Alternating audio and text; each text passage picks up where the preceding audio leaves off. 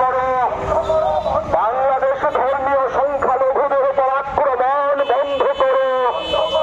সাম্প্রদায়িকতা ও মৌলবাদী অশুভ শক্তির বিরুদ্ধে, সাম্প্রদায়িক ও মৌলবাদী অশুভ শক্তির বিরুদ্ধে, সাম্প্রদায়িকতা ও মৌলবাদের বিরুদ্ধে শুভবুদ্ধি সম্পন্ন জনগণ।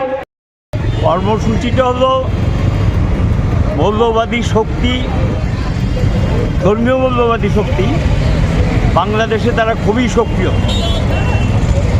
শেখ হাসিনার সরকারের পতনের পর যারা সরকারের দায়িত্ব গ্রহণ করেছে তাদের প্রশ্রয়পুষ্ট হয়ে ধর্মীয় সংখ্যালঘু যারা, তাদের উপর এই নির্যাতন চলছে এবং এটার সঙ্গে যুক্ত ধর্মীয় সংখ্যাগুরু অংশের কিছু যারা মৌলবাদীতে বিশ্বাস করে।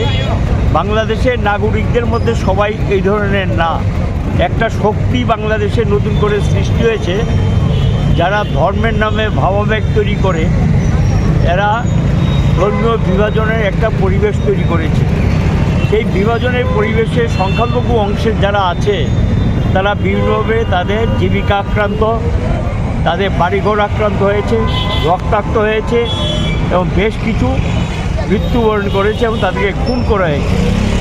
এই বিষয়টা নিয়ে ভারত সরকারও তার উদ্বেগ প্রকাশ করেছে, আমরাও উদ্বেগ প্রকাশ করেছি, বাংলাদেশের গণতান্ত্রিক শক্তি উদ্বেগ প্রকাশ করেছে এবং তার সঙ্গে পাল্লা দিয়ে চলছে বিশেষ করে যারা ধর্মীয় মূল্যবাদের বিরুদ্ধে স্পষ্টভাবে অবস্থান গ্রহণ করে বাংলাদেশের গণতান্ত্রিক এবং ধর্মনিরপেক্ষ মনোভাবাপন্ন যারা সংস্কৃতি সম্পন্ন, তাদের এই যে বিরোধিতা এটাকেও তারা সহ্য করতে পারছে না। সেখানে গিয়েও তাদের সেই সমস্ত প্রতিষ্ঠানগুলোর উপর আক্রমণ সংঘটিত করা হয়েছে।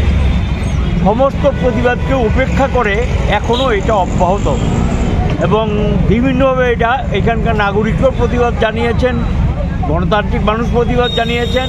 সব কিছু উপেক্ষা করে ধর্মীয় মূল্যবাদী শক্তি তারা সক্রিয়তার সঙ্গে এই সমস্ত খুন খারাপি চালিয়ে যাচ্ছেন। আমরা এটার বিরুদ্ধে, সেখানে শান্তি ফিরে আসুক, গণতন্ত্র ফিরে আসুক, সমস্ত মানুষ সেখানে স্বাধীনভাবে বসবাস করুক, সুস্থ জীবনযাপন করুক, যে যার পেশার কাজ সেটা করুক, এই অবস্থা মেটানোর জন্য আমরা আজকে মিছিল সংগঠিত করছি এবং ধর্মীয় মৌলবাদী শক্তির বিরুদ্ধে এই মিছিল।